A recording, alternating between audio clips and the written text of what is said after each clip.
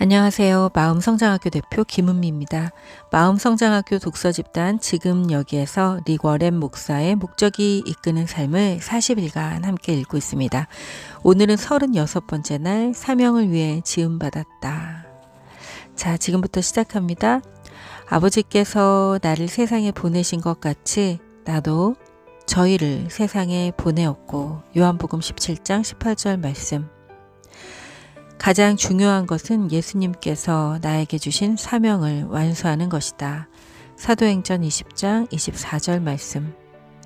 우리는 사명을 위해 지음받았다. 하나님은 지금도 이 세상에서 역사하고 계시고 또한 우리가 당신과 함께 일하기를 원하신다. 이 과제를 우리의 사명, 미션이라고 부른다.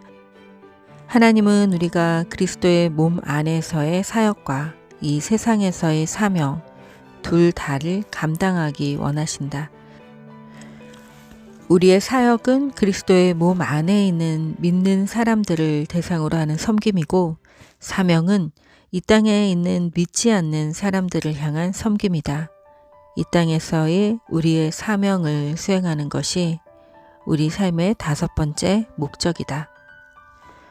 우리의 삶의 사명은 공유되며 또한 구체적이다. 한 부분은 다른 크리스천들과 나누어야 하는 책임이고, 다른 하나는 우리 자신에게만 주어진 과제다.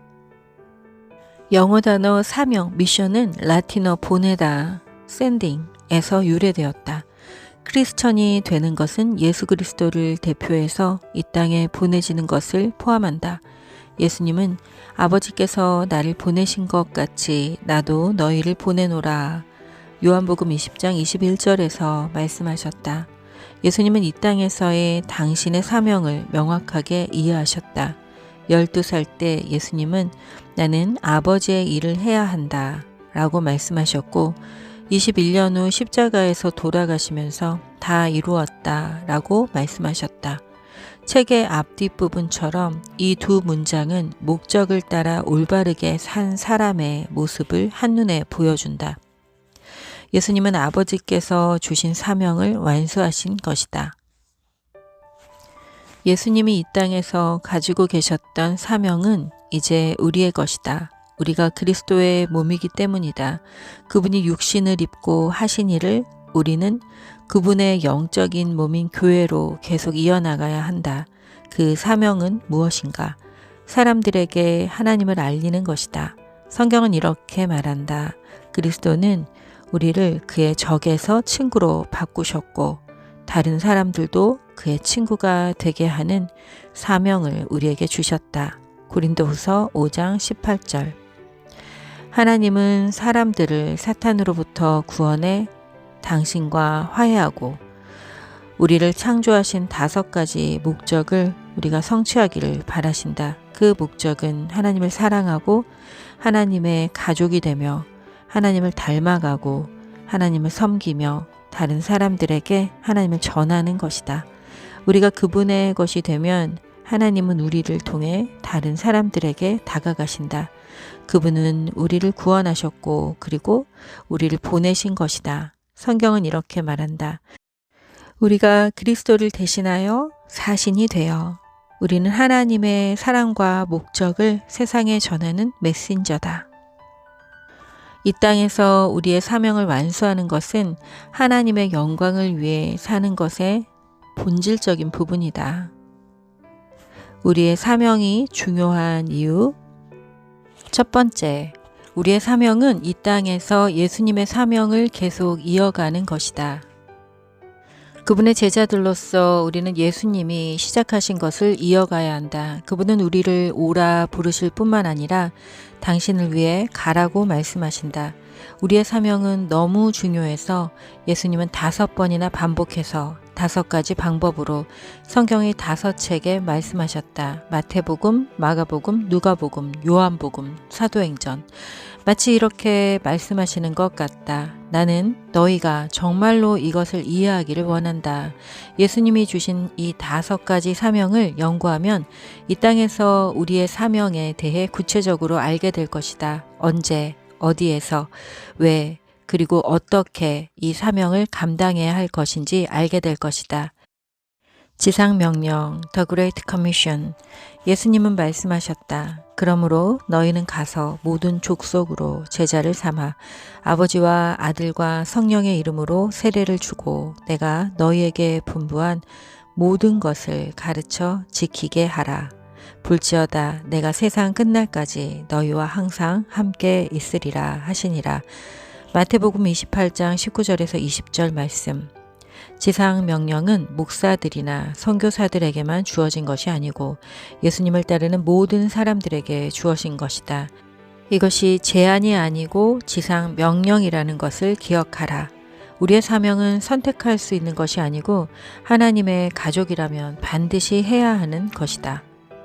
성경은 이렇게 말한다. 내가 악한 사람을 향해 너는 반드시 죽을 것이다 라고 말하면 너는 그대로 그에게 경고해야 한다.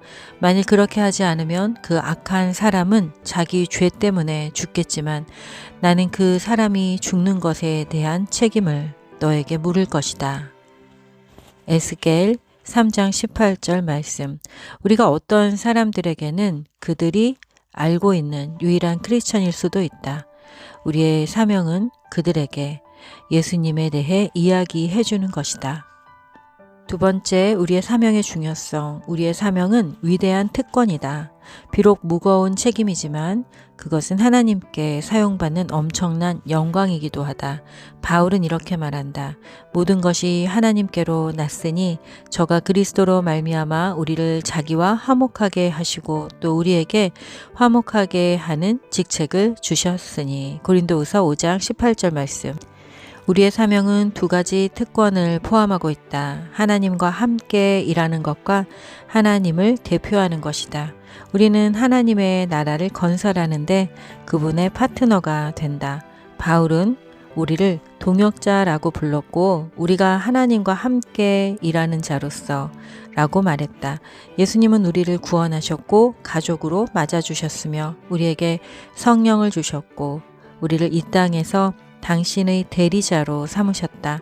성경은 이렇게 말한다. 그러므로 우리는 그리스도를 대신하여 일하는 대사입니다. 하나님께서는 우리를 시켜 여러분을 권하십니다. 이제 그리스도를 대신하여 여러분에게 권합니다. 하나님과 화목하십시오. 고린도후서 5장 20절 말씀. 우리의 사명이 중요한 이유 세 번째, 영원한 삶을 소유할 수 있는 방법을 이야기해 주는 것은 다른 사람을 위해 할 수 있는 가장 위대한 일이다. 만일 우리의 이웃집이 암이나 에이즈에 걸렸고 우리가 그 치료법을 알고 있다면 생명을 구할 수 있는 정보를 숨기는 것이 바람직하겠는가? 그것은 범죄가 될 것이다. 이보다 더 나쁜 것은 용서, 목적, 평화, 그리고 영생으로의 길을 비밀로 하는 것이다. 우리는 세상에서 가장 좋은 소식을 알고 있고 이를 나누는 것은 다른 사람들에게 베풀 수 있는 가장 큰 친절이다. 한 가지 문제점은 오랫동안 크리스천으로 산 사람들은 그리스도가 없는 삶이 얼마나 절망적인지를 잊고 있다는 것이다. 우리는 모든 사람이 예수님을 필요로 한다는 것을 기억해야 한다. 사람들이 얼마나 성공적이고 만족스러운 삶을 사는 것처럼 보이든지 그렇지 않든지 누구나 다 예수님을 필요로 한다. 그리스도가 없이는 그들은 절망 속에서 길을 잃고 하나님과 영원히 분리되어 살게 될 것이다. 성경은 이렇게 말한다. 다른 이로서는 구원을 얻을 수 없나니 천하 인간의 구원을 얻을 만한 다른 이름을 우리에게 주신 일이 없음이니라 하였더라. 사도행전 4장 12절 말씀. 모든 사람에게는 예수님이 필요하다. 우리의 사명이 중요한 이유 네 번째, 우리의 사명은 영원한 중요성을 갖는다. 그것은 다른 사람들의 영원한 운명에 영향을 끼칠 것이다. 그래서 이 사명은 그 어떤 직업, 성취, 그리고 우리가 이 땅에서 이루게 될 어떤 목표보다 중요하다. 우리의 사명에 대한 결과는 영원히 남을 것이다. 다른 사람들이 하나님과 영원한 관계를 맺도록 도와주는 것보다 더 중요한 일은 없다.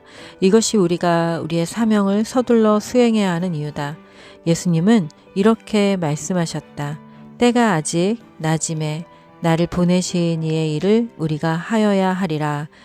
밤이 오리니 그때는 아무도 일할 수 없느니라. 요한복음 9장 4절 말씀. 삶에서 사명을 수행할 시간이 계속 줄어들고 있다. 그러니 더 이상 단 하루도 지체해서는 안 된다. 우리의 사명이 중요한 이유 5번째, 우리의 사명은 삶의 의미를 부여한다. 만일 하나님이 주신 이 땅에서의 사명을 다하지 못하면 우리는 그분이 주신 삶을 낭비하는 것이다. 바울은 이렇게 말했다. 나의 달려갈 길과 주 예수께 받은 사명 곧 하나님의 은혜의 복음 증거하는 일을 마치려 하면은 나의 생명을 조금도 귀한 것으로 여기지 아니하노라. 사도행전 20장 24절 말씀. 이 땅에는 우리가 사는 곳과 하나님이 만들어 놓으신 우리의 모습 때문에 우리만이 손을 뻗칠 수 있는 그런 사람들이 있다. 만일 단 한 사람이라도 우리로 인해 천국에 가게 된다면 우리의 삶은 영원한 세계에서 큰 차이를 만든 것이다. 자신의 개인적인 선교지를 둘러보고 기도하라. 하나님, 당신은 나에게 예수님에 대해 이야기하라고 누구를 나의 삶에 보내주셨습니까? 제가 누구에게 가서 이 소식을 전해야 합니까? 우리의 사명이 중요한 이유 6번째, 역사의 종말에 대한 하나님의 시간표는 우리가 사명을 완수하는 것과 연결된다. 예수님의 재림과 세상의 종말에 대한 관심은 날로 높아지고 있다. 그것이 언제 일어날 것인가? 예수님이 하늘로 올라가시기 바로 전에 제자들은 이 질문을 했고 예수님의 답은 놀라웠다. 예수님은 이렇게 말씀하셨다. 가라사대 때와 기한은 아버지께서 자기 권한에 두셨으니 너희의 알 바 아니요 오직 성령이 너희에게 임하시면 너희가 권능을 받고 예루살렘과 온 유대와 사마리아와 땅끝까지 이르러 내 증인이 되리라 하시니라. 사도행전 1장 7절에서 8절 말씀. 제자들이 예언에 대해 이야기하고 싶어 할 때 예수님은 재빨리 화제를 전도로 돌리셨다. 예수님은 제자들이 이 땅에서의 사명에 집중하기를 원하셨다. 예수님은 나의 재림에 대한 구체적인 사항들은 너희가 신경 쓸 것이 아니다. 너희가 관심을 두어야 하는 것은 내가 너희에게 준 사명이다. 그것에 집중하라. 예수님은 이 천국 복음이 모든 민족에게 증거되기 위하여 온 세상에 전파되리니 그제야 끝이 오리라. 마태복음 24장 14절에서 말씀하셨다. 예수님이 더 빨리 재림하시기를 바란다면 예언을 분석하는 데 시간을 낭비하지 말고 사명을 수행하는 데 집중하라. 자, 우리가 사명을 수행하면서 방해를 받고 샛길로 새기가 쉽다. 이는 사탄이 우리가 믿는 그 믿음에 따라 행동하는 것을 무조건 막을 것이기 때문이다. 우리가 누군가를 천국으로 인도하지 않는 한 모든 좋은 일들을 하게 내버려 둘 것이다. 하지만 우리가 사명에 대해 진지하게 생각하는 순간 사탄은 온갖 종류의 방해 요소들을 만들 것이다. 그런 일이 생길 때 예수님의 말씀을 기억하라. 누구든지 쟁기를 잡고 뒤를 돌아보는 사람은 하나님 나라에 알맞지 않다. 누가복음 9장 62절 말씀. 우리가 사명을 완수하기 위해 치러야 하는 대가가 있다. 사명을 완수하려면 우리의 목표를 버리고 우리의 삶에 대한 하나님의 계획을 받아들여야 한다. 그것을 그저 우리가 삶을 통해 하고 싶은 모든 일에서 가져다 붙여서는 안 된다.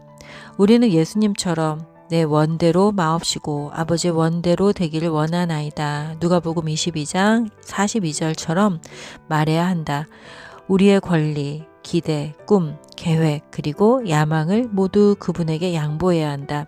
하나님, 제가 하는 일들을 잘 되게 해주세요 라는 이기적인 기도는 그만하고 당신이 기뻐하시는 일을 하도록 해주세요. 하나님, 당신이 기뻐하시는 일을 하도록 도와주세요 라고 기도하라. 우리의 서명이 있는 백지를 하나님께 맡기고 나머지 구체적인 것들을 채워달라고 말하자. 성경은 이렇게 말한다. 또한 너희 지체를 불의의 병기로 죄에게 드리지 말고 오직 너희 자신을 죽은 자 가운데서 다시 산 자 같이 하나님께 드리며 너희 지체를 의의 병기로 하나님께 드리라. 로마서 6장 13절 말씀. 하나님의 왕국을 섬기는 일에 헌신한 사람들을 위해서 하나님이 해주시지 않을 일이 거의 없다. 예수님은 이렇게 약속하셨다. 너희는 먼저 그의 나라와 그의 의를 구하라. 그리하면 이 모든 것을 너희에게 더하시리라. 마태복음 6장 33절 말씀. 우리는 예수님을 위해 한 사람 더, 또 한 사람 더에게 예수님을 전해야 한다. 만일 우리가 하나님께 쓰임받기를 원한다면 하나님이 관심을 두시는 것에 관심을 가져야 한다. 그분이 가장 관심을 두는 것은 당신이 창조하신 사람들의 구원이다. 하나님은 잃어버린 자녀들을 찾기 원하신다. 이보다 하나님께 더 중요한 것은 없다. 십자가가 그것을 증명한다. 나는 우리가 예수님을 위해 단 한 사람을 더 찾으려고 항상 노력하기를 기도한다. 그러면 우리가 하나님 앞에 서게 되는 날 우리의 임무 완수라고 말할 수 있게 될 것이다. 자, 36번째 날 내 삶의 목적에 대하여 생각할 점. 나는 사명을 위해 지음 받았다. 외울 말씀. 그러므로 너희는 가서 모든 족속으로 제자를 삼아 아버지와 아들과 성령의 이름으로 세례를 주고 내가 너희에게 분부한 모든 것을 가르쳐 지키게 하라. 볼지어다 내가 세상 끝날까지 너희와 항상 함께 있으리라 하시니라. 마태복음 28장 19절에서 20절 말씀. 삶으로 떠나는 질문. 하나님이 주신 사명을 완수하지 못하도록 나를 막는 두려움은 무엇인가? 내가 다른 사람들에게 복음을 전하지 못하게 막는 것은 또 무엇이 있는가? 2016년 저는 이 책을 읽으면서 하나님께 대한 결단의 그 기도를 적어놨네요. 네, 여러분은 어떻게 읽고 또 어떤 그 결단의 말들 적어 놓으셨나요? 하나님의 뜻에 따라 살아가는 삶을 계속해서 살아가다 보니 알게 된 것이 있습니다. 자, 결단하라. 그리고 내려놓아라. 내 모든 것을 다 하나님께 맡겨라. 내가 추구하고자 하는 모든 그 부와 명예와 내 손에 쥐고 있는 것들을 모두 하나님께 맡겨라 라고 하는 이런 말들이 다소 어렵게 힘들게 느껴질 수 있습니다. 하지만 오늘 말씀의 핵심 중에 핵심은 바로 이 말씀을 전하고 싶은데요.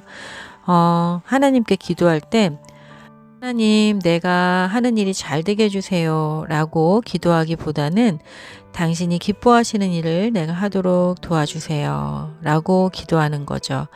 자, 어린아이와 같고 생각이 짧고 인생을 멀리 보지 못하는 내가 바라고 원하는 것이 나에게 좋지 않은 경우도 있겠지요.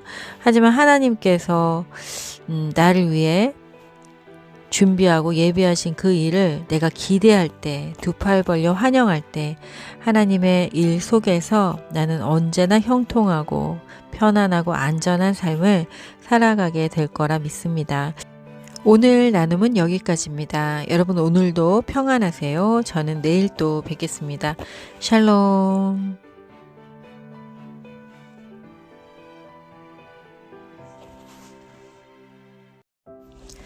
안녕하세요. 마음성장학교 대표 김은미입니다. 마음성장학교 독서집단 지금 여기에서 리 워렌 목사의 목적이 이끄는 삶을 40일간 함께 읽고 있습니다. 오늘은 37번째 날 삶의 메시지 나누기. 하나님의 아들을 믿는 자는 자기 안에 증거가 있고 요한일서 5장 10절 말씀. 주의 말씀이 너희에게로부터 마게도냐와 아가야에만 들릴 뿐 아니라 하나님을 향하는 너의 믿음의 소문이 각처에 퍼짐으로 우리는 아무 말도 할 것이 없노라. 데살로니가 전서 1장 8절 말씀. 하나님은 우리 안에 다른 사람들과 나눌 삶의 메시지를 담으셨다. 우리가 하나님을 믿게 되었을 때 우리는 또한 하나님의 메신저가 된 것이다. 하나님은 우리를 통해 세상에 말씀을 전하기 원하신다. 바울은 하나님의 메신저로 우리는 하나님 앞에서 진리를 말한다. 라고 고린도 후서 2장 17절에서 말하고 있다. 당신은 나눌 것이 없다고 느낄 수 있을지 모르지만 그것은 당신이 전하지 못하게 하기 위한 사탄의 계략이다. 하나님이 다른 사람들을 당신의 가족으로 삼으시기 위해 사용할 수 있는 경험의 보물창고를 당신은 이미 가지고 있다. 성경은 이렇게 말한다. 하나님의 아들을 믿는 자는 자기 안에 증거가 있고, 요한일서 5장 10절 말씀. 삶의 메시지는 네 부분으로 구성된다. 1. 우리의 간증. 우리가 어떻게 예수님을 알고 믿기 시작했는지에 대한 이야기이다. 두 번째는 삶의 교훈. 하나님이 우리에게 가르쳐 주신 가장 중요한 교훈을 말한다. 세 번째는 우리의 거룩한 열정. 하나님으로 인해 우리가 관심을 갖게 된 문제들. 그리고 네 번째, 복음. 구원의 메시지이다. 자, 먼저 첫 번째, 삶의 메시지는 간증을 담는다. 간증은 그리스도가 우리 삶에 어떤 변화를 가져오셨는지에 관한 이야기이다. 베드로는 하나님의 일을 하고 하나님을 대면하며 밤과 낮의 차이처럼 그분이 우리의 삶에 가져다 주신 변화들에 대해 다른 사람들에게 이야기하도록 베드로전서 2장 9절에서 말하고 있다. 우리가 하나님께 선택되었다고 말한다. 이것이 증인이 되는 것의 본질이다. 즉, 주님과 관련된 우리의 경험을 나누는 것이다. 예수님은 너희가 땅끝까지 이르러 내 증인이 되리라 라고 사도행전 1장 8절에서 말씀하셨다. 너희는 내 변호사가 되어야 한다 라고 말씀하지 않으셨다. 예수님은 우리가 우리의 이야기를 다른 사람들에게 하기 원하신다. 간증을 하는 것은 이 땅에서 우리가 감당해야 할 사명의 중요한 부분이다. 왜냐하면 그것은 독특하기 때문이다. 우리의 이야기와 똑같은 이야기는 없으며 그 이야기는 우리만이 누릴 수 있다. 만약 우리가 나누지 않는다면 그것은 영원히 사라질 것이다. 성경학자는 아닐지라도 우리는 우리 자신의 삶에 관해서 최고의 권위자이고 또한 개인적인 경험을 대상으로 논쟁하는 것은 쉽지가 않다. 사실 당신의 개인적인 간증은 설교보다도 효과적이다. 믿지 않는 사람들은 목사들을 월급 받는 세일즈맨으로 취급하지만 당신은 그 제품을 써보고 만족해하는 고객으로 보기 때문에 더 신뢰하는 것이다. 개인적인 이야기들은 원리들보다 공감하기가 쉽고 사람들은 그런 이야기를 듣고 싶어 한다. 그 이야기들은 관심을 사로잡으며 더 오래 기억에 남는다. 믿지 않는 사람들은 신학자들의 이야기를 인용하기 시작하면 지루하지만 그들이 겪어보지 못한 경험들에 대해서는 자연스럽게 호기심을 갖는다. 이렇게 나눈 이야기들은 예수님이 그들의 마음으로 찾아가실 수 있는 교량 역할을 한다. 우리의 간증이 갖는 또 하나의 가치는 그것이 지식적인 내용들이 풍기는 거부감을 피할 수 있다는 것이다. 성경의 권위를 인정하지 않으려는 많은 사람들도 개인적인 겸손한 이야기들은 들으려고 할 것이다. 그래서 바울은 6번이나 성경 구절 대신 자신의 간증을 통해 복음을 전했다. 성경은 이렇게 말한다. 너희 마음에 그리스도를 주로 삼아 거룩하게 하고 너희 속에 있는 소망에 관한 이유를 묻는 자에게는 대답할 것을 항상 예비하되 온유와 두려움으로 하고. 베드로전서 3장 15절에서 16절 말씀. 예비하는 가장 좋은 방법은 간증문을 작성하고 그 주요 포인트를 암기하는 것이다. 간증문을 작성할 때는 이렇게 한다. 첫 번째, 예수님을 만나기 전에 내 삶은 어떠했는지. 그리고 두 번째, 예수님이 필요하다는 사실을 어떻게 깨달았는지. 세 번째는 어떻게 나의 삶을 예수님께 헌신했는지. 네 번째, 예수님이 나의 삶을 어떻게 변화시켰는지. 물론 구원받은 이야기 말고도 여러 가지 간증이 있을 수 있다. 하나님이 우리를 도와주신 모든 경험에 대해 이야기할 수 있다. 하나님이 겪게 하신 모든 문제, 그리고 그 문제의 상황을 어떻게 해결했는지, 또 위기의 상황들을 기록해두라. 그리고 그 가운데 믿지 않는 친구들이 공감할 수 있는 이야기들을 상황에 맞게 이용하라. 상황이 다르다면 다른 간증이 필요하다. 삶의 메시지 그 두 번째 부분은 하나님이 경험을 통해서 가르쳐 주신 진리다. 이것은 하나님, 관계, 문제, 유혹, 그리고 삶의 여러 부분들에 관해 우리가 배운 교훈과 성찰이다. 다윗은 여호와여 주의 율례를 내게 가르치소서 내가 끝까지 지키리이다. 시편 119편 33절에서 기도했다. 슬프게도 우리는 우리에게 일어나는 많은 일들로부터 교훈을 얻지 못한다. 이스라엘 민족에 대해서 성경은 이렇게 말한다. 여호와께서 여러 번 저희를 건지시나 저희가 꾀로 거역하며 자기 죄악으로 인하여 낮아짐을 당하였도다. 시편 106편 43절 말씀. 당신도 이런 사람들을 만나본 적이 있을 것이다. 경험을 통해 배우는 것은 현명한 일이지만 다른 사람들의 경험을 통해서 배우는 것은 더 현명한 일이다. 시행착오로 인생의 모든 것을 배울 만한 시간이 없다. 서로의 삶의 교훈에서 배워야 한다. 성경은 이렇게 말한다. 경험자가 들으려 하는 사람에게 해주는 경고는 가장 좋은 금으로 만든 보석보다 귀하다. 잠언 25장 12절 말씀. 삶에서 배운 중요한 교훈들을 기록하라. 그래서 다른 사람들과 나눌 수 있도록 하라. 솔로몬이 잠언과 전도서를 통해 자신이 배운 교훈을 우리에게 전해준 것이 정말 감사하다. 이 책들에는 삶에 관한 현실적인 교훈들이 담겨 있다. 우리가 서로의 삶의 교훈에서 배움으로써 얼마나 많은 불필요한 좌절을 피할 수 있을지 생각해보라. 성숙한 사람들은 매일의 경험에서 교훈을 끌어내는 습관을 기른다. 당신에게도 삶의 교훈들로 목록을 작성할 것을 권한다. 기록하지 않으면 그 교훈들에 대해 진지하게 생각해 보았다고 할 수 없다. 우리의 기억을 되살리고 이 목록을 직접 작성하는데 도움이 될 몇 가지 질문들이 있다. 첫 번째, 하나님은 실패를 통해서 나에게 무엇을 가르쳐 주셨는가? 두 번째, 돈이 부족한 상황에서 하나님은 나에게 무엇을 가르쳐 주셨는가? 세 번째, 하나님은 고통과 슬픔 또는 우울함을 통해서 나에게 무엇을 가르쳐 주셨는가? 네 번째, 하나님은 기다림을 통해서 나에게 무엇을 가르쳐 주셨는가? 다섯 번째, 하나님은 질병을 통해서 나에게 무엇을 가르쳐 주셨는가? 여섯 번째, 하나님은 실망을 통해서 나에게 무엇을 가르쳐 주셨는가? 일곱 번째, 나는 가족, 교회, 인간관계, 소그룹, 그리고 나를 비판하는 사람들을 통해서 무엇을 배웠는가? 삶의 메시지는 우리가 나누는 거룩한 열정을 담는다. 세 번째, 삶의 메시지를 나누는 방법입니다. 하나님은 열정적인 분이시다. 그분은 어떤 것은 열정적으로 사랑하시고 또 어떤 것은 열정적으로 미워하신다.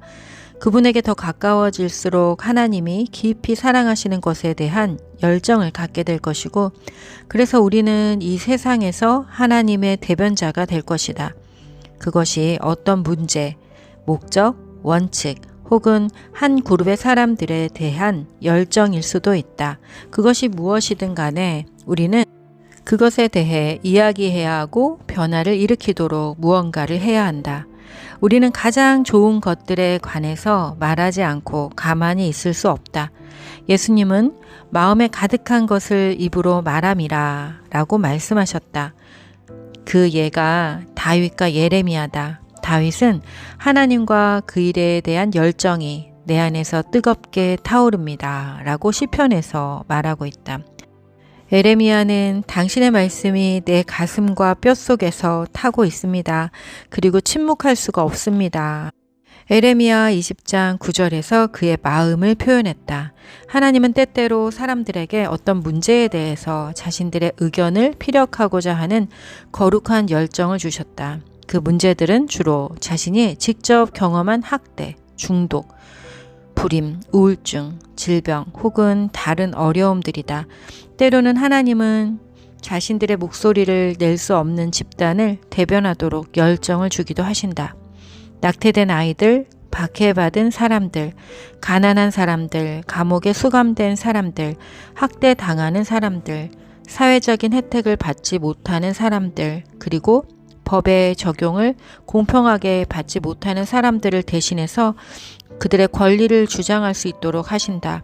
성경은 스스로를 방어할 수 없는 사람들을 변호해 주라는 명령으로 가득 차 있다. 하나님은 열정적인 사람들을 당신의 나라를 확장하는 데 사용하신다. 그분은 우리에게 교회를 개척하거나 가족 사역을 하거나 성경 번역을 위한 재정을 지원하거나 크리스천 지도자들을 훈련시키고 싶어하는 거룩한 열정을 줄 수도 있다. 또한 복음을 통해 특정 집단의 사람들에게 다가가려는 열정을 주실 수도 있다.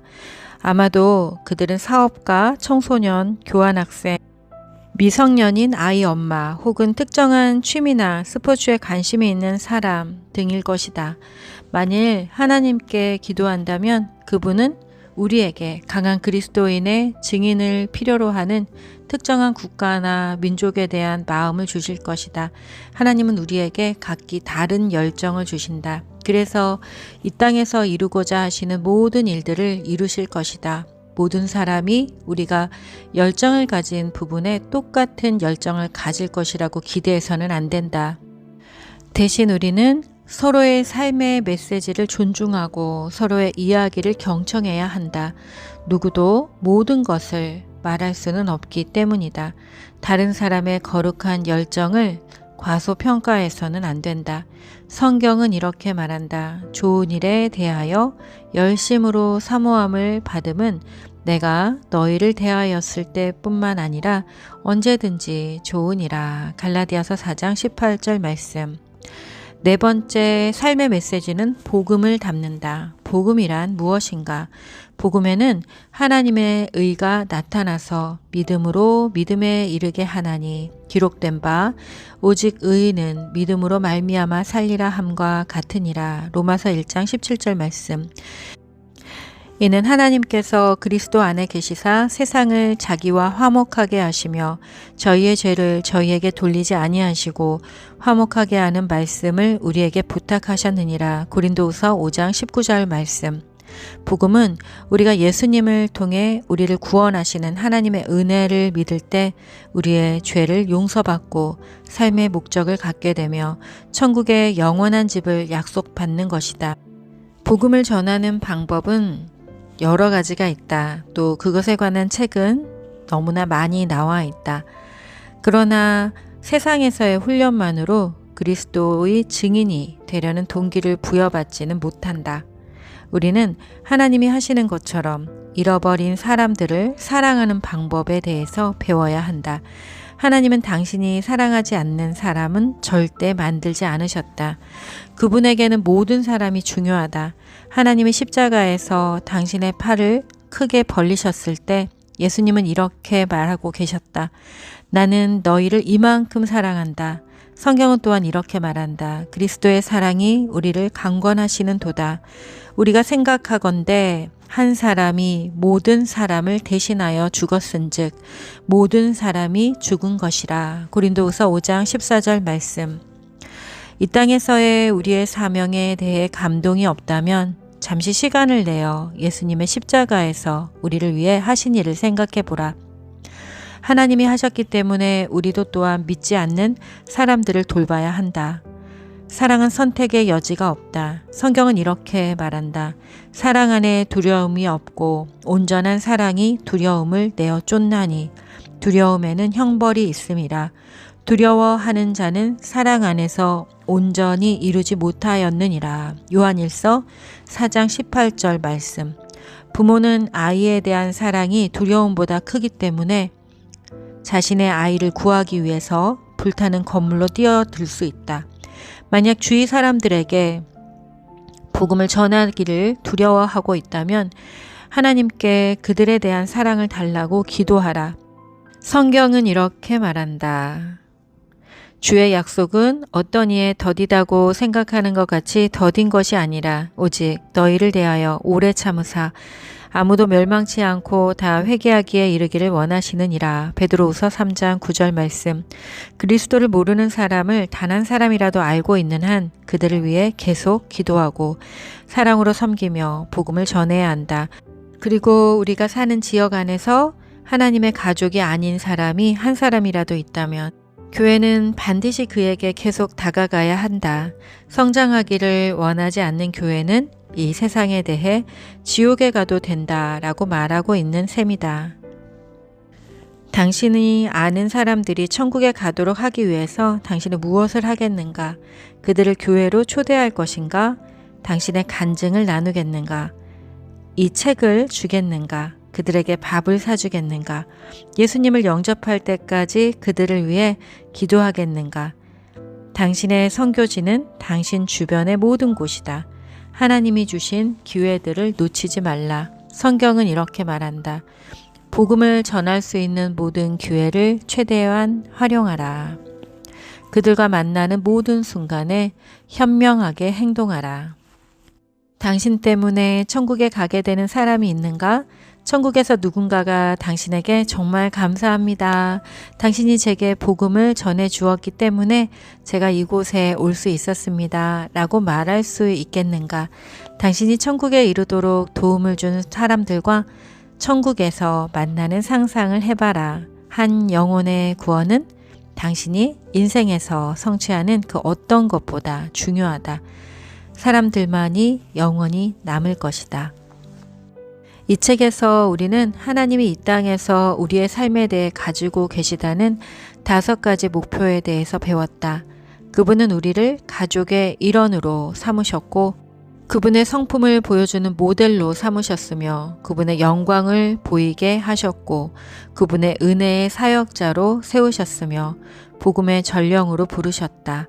이 5가지 목적 가운데 5번째는 이 땅에서만 이루어질 수 있다. 나머지 4은 하늘나라에서도 계속하게 될 것이다.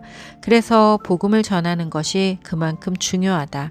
생명의 소식을 전할 수 있는 시간이 짧기 때문이다. 37번째 날 내 삶의 목적에 대하여 생각할 점. 하나님은 나를 통해 세상에 무엇인가를 말하고 싶어 하신다. 외울 말씀.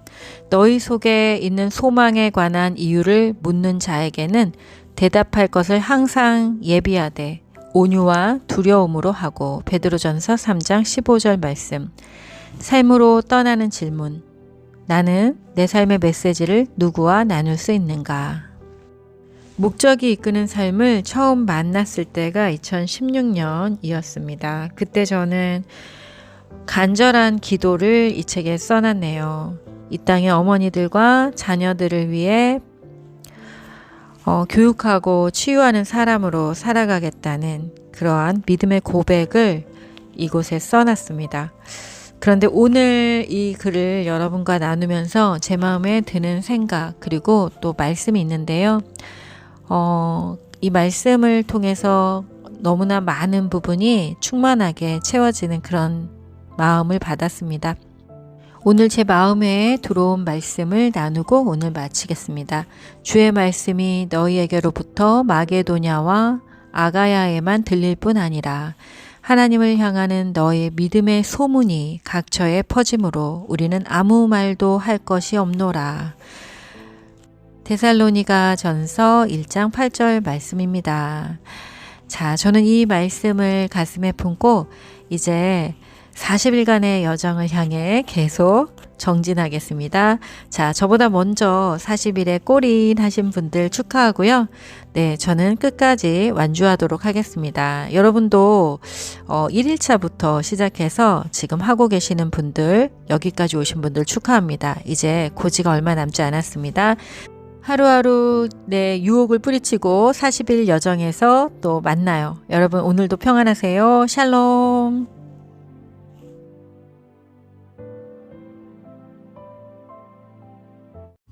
안녕하세요. 마음성장학교 대표 김은미입니다. 마음성장학교 독서집단 지금 여기에서 릭 워렌 목사의 목적이 이끄는 삶을 40일간 함께 읽고 있습니다. 오늘은 38번째 날 월드 크리스천 되기. 자, 지금부터 시작합니다. 또 가라사대 너희는 온 천하에 다니며 만민에게 복음을 전파하라. 마가복음 16장 15절 말씀. 당신의 구원의 능력과 인류를 위한 영원한 계획에 관한 소식을 가지고 우리가 세계 곳곳으로 가게 해 주십시오. 시편 67편 2절 말씀. 지상 명령은 우리의 사명이다. 우리는 선택해야 한다. 우리는 세상적인 크리스천이 될 수도 있고 세계적인 크리스천이 될 수도 있다. 세상적인 크리스천이란 자기 욕심만을 채우기 위해 하나님을 바라보는 자들이다. 그들은 구원받았지만 자기 중심적이다. 그들은 찬양 집회나 특별 세미나에 참석하길 좋아하지만 선교 관련 모임에서는 절대 찾아볼 수가 없고 그쪽에는 관심조차 없다. 그들의 기도는 본인이 필요한 것, 본인의 축복 그리고 행복에 초점이 맞춰져 있다. 그것은 나 우선, me first적인 믿음이다. 하나님이 어떻게 나의 삶을 더 편안하게 만들어 주실 수 있는가? 그들은 하나님의 목적보다 자신의 목적을 이루기 위해 하나님을 이용하려 한다. 반대로 월드 크리스천은 섬기기 위해 구원받았고 이 땅에 사명을 갖고 태어났다는 사실을 안다. 그들은 하나님이 개인적으로 감당해야 할 임무를 주시기를 간절히 바라고 있고 하나님이 그들을 사용하신다는 사실에 흥분한다. 월드 크리스천들은 이 땅에서 온전한 삶을 살고 있는 유일한 사람들이다. 사람들은 그들이 변화를 만들고 있다는 사실을 알기 때문에 그들의 기쁨, 자신감 그리고 열정은 다른 사람들에게도 전염된다. 오늘날 우리는 비행기나 배, 기차, 버스 그리고 자동차가 있다. 그리고 이메일이나 인터넷으로 인하여 전 세계의 사람들과 언제든지 소통할 수 있다. 지구 반대편에 있는 사람에게까지 복음을 전할 수 있다는 말이다. 우리에게 유일한 장벽이 있다면 그것은 바로 우리의 사고방식이다. 월드 크리스천이 되기 위해서는 사고의 전환이 필요하다. 우리의 관점과 태도가 변해야 한다. 그러면 월드 크리스천으로 사는 방법이 무엇일까? 자, 첫 번째, 자기 중심적인 사고에서 타인 중심적 사고로 변해야 한다. 성경은 이렇게 말한다. 성도 여러분, 생각하는 데 있어서는 어린아이가 되지 마십시오. 고린도전서 14장 20절 말씀. 이것이 월드 크리스천이 되는 첫 번째 단계이다. 아이들은 자기 자신만 생각하지만 성인들은 다른 사람을 생각한다. 하나님은 이렇게 명령하신다. 각자 자기 일을 돌아볼 뿐더러 또한 각각 다른 사람들의 일을 돌아보아 나의 기쁨을 충만케 하라. 빌립보서 2장 4절 말씀. 물론 우리의 본성이 자기 중심적이고 날마다 접하는 거의 모든 광고들이 이기적으로 생각하도록 부추기기 때문에 이러한 사고의 전환은 어려운 일이다. 이렇게 패러다임을 전환할 수 있는 유일한 방법은 순간순간 하나님께 의지하는 것이다.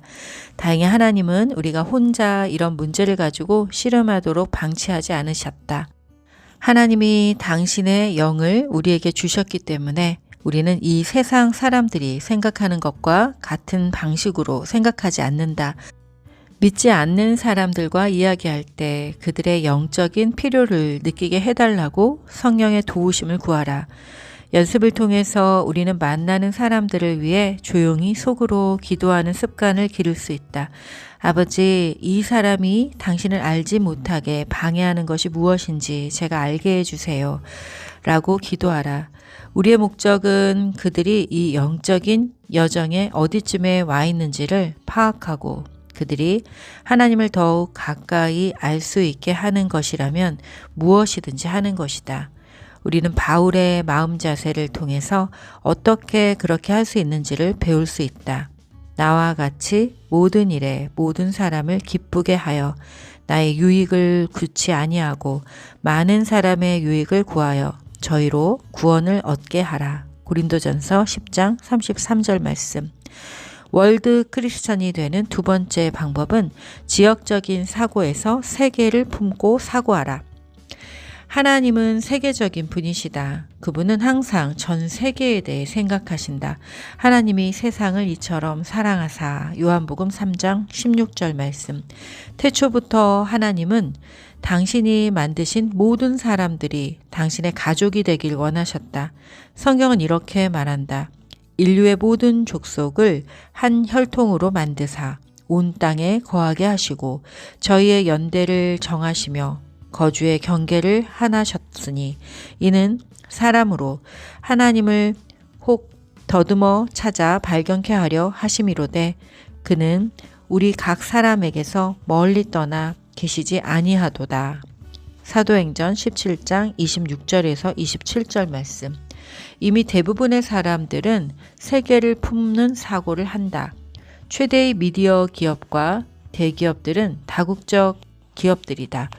우리의 삶은 패션, 연애, 음악, 스포츠, 그리고 패스트푸드까지 공유함으로 점점 더 서로 연관을 맺고 있다.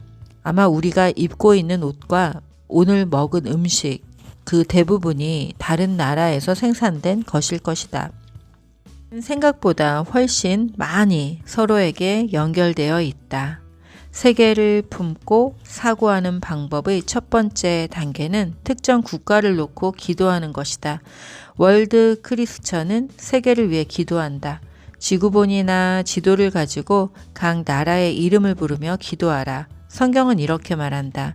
내게 구하라. 내가 열방을 유업으로 주리니 내 소유가 땅끝까지 이르리로다. 시편 2장 8절 말씀. 기도는 이 세상에서 우리의 사명을 완수하는 데 가장 좋은 도구다. 사람들은 우리의 사랑을 거절하고 우리가 전하는 메시지를 거부할 수 있다. 하지만 우리의 기도를 막지는 못한다.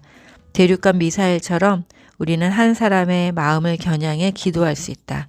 이는 그가 3m 떨어져 있건 1000m 떨어져 있건 상관이 없다. 무엇을 위해 기도해야 하는가? 성경은 우리에게 증거할 수 있는 기회, 말할 수 있는 용기, 하나님을 믿게 될 사람들, 복음의 빠른 전파, 그리고 더 많은 일꾼들을 위해 기도해야 한다고 말한다. 기도는 우리를 이 세상에 있는 다른 하나님의 일꾼들과 동역자로 만들어준다. 우리는 또한 선교사들과 이 세상 전역에서 복음을 추구하고 있는 모든 사람들을 위해서 기도해야 한다. 바울은 그의 기도 동역자들에게 너희도 우리를 위하여 간구함으로 도우라. 고린도후서 1장 11절에서 말했다. 세계를 품는 사고를 개발하는 또 하나의 방법은 지상 명령을 완수하기 위한 관점을 가지고 신문과 뉴스를 보는 것이다. 변화와 갈등이 있을 때마다 우리는 하나님이 그 일을 통해서 사람을 구원하시려 한다는 것을 알 수 있다. 사람들은 긴 상황이나 전환기에 하나님을 가장 잘 받아들이기 때문이다. 이 세상의 변화의 속도가 점차 더 빨라지고 있기 때문에 많은 사람들이 그 어느 때보다 복음에 대해 마음을 많이 열고 있다. 세계를 품는 사고방식으로 전환하는 가장 최우선의 방법은 바로 다른 나라로 단기 선교 여행을 떠나는 것이다. 다른 문화에서 직접 삶을 경험하는 것보다 좋은 것은 없다. 사명에 대해 연구하고 논의하는 것은 그만두고 실천으로 옮기라. 사도행전 1장 8절에서 예수님은 이러한 일에 대한 참여의 패턴을 보여주셨다. 오직 성령이 너희에게 임하시면 너희가 권능을 받고 예루살렘과 온 유대와 사마리아와 땅끝까지 이르러 내 증인이 되리라 하시니라.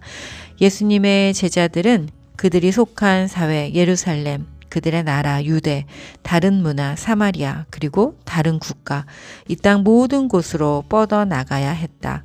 우리의 임무가 순차적으로 일어나는 것이 아니라 동시에 일어나는 것임을 기억하라. 가능한 한 빨리 단기 선교 여행을 해외로 나가기 위해 필요한 모든 것을 준비하라고 권하고 싶다. 이를 통해 당신은 마음을 넓히고 비전을 크게 하며 마음을 키우고 열정을 뜨겁게 하며 한 번도 경험해보지 못한 기쁨을 느낄 수 있을 것이다. 삶의 전환점이 될 것이다. 월드 크리스찬으로 사는 세 번째 방법은 지금 여기만 바라보는 사고에서 영원을 바라보는 사고로 변화하라. 이 땅에서 보내는 시간을 최대한 활용하기 위해서 우리는 영원한 관점을 유지해야 한다. 그렇게 하면 우리는 사소한 일에 비중을 두지 않게 되고 급한 것과 궁극적인 것을 구분할 수 있게 된다. 바울은 이렇게 말했다. 우리의 돌아보는 것은 보이는 것이 아니요 보이지 않는 것이니 보이는 것은 잠깐이요 보이지 않는 것은 영원함이니라. 고린도후서 4장 18절 말씀. 우리가 에너지를 쏟아서 하고 있는 대부분의 일들은 앞으로 1년 후에는 그다지 중요하지 않은 일일 것이고 영원한 시간의 측면에서 볼 때 더욱더 그러하다. 당신의 삶을 일시적인 것들과 바꾸지 말라. 예수님은 손에 쟁기를 잡고 뒤를 돌아보는 자는 하나님의 나라에 합당치 아니하니라. 누가복음에서 말씀하고 계시다. 바울은 세상 물건을 쓰는 사람은 그것들의 마음을 빼앗기지 않은 사람처럼 사십시오. 그것은 이 세상의 현재 모습이 지나가고 있기 때문입니다. 고린도전서 7장 31절에서 말하고 있다. 우리의 사명을 방해하고 있는 요소가 무엇인가? 무엇이 우리가 월드 크리스천이 되는 것을 막고 있는가? 그것이 무엇이든 간에 내버려야 한다.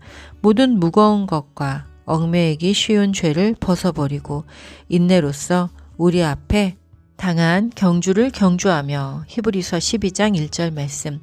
예수님은 우리에게 오직 너희를 위하여 보물을 하늘에 쌓아두라. 마태복음 6장 20절에서 말씀하셨다. 어떻게 할 것인가? 예수님의 말씀 가운데 사람들이 자주 오해하는 구절은 내가 너희에게 말하노니 불의의 제물로 친구를 사귀라. 그리하면 없어질 때 저희가 영원한 처소로 너희를 영접하리라. 누가복음 16장 9절의 말씀이다.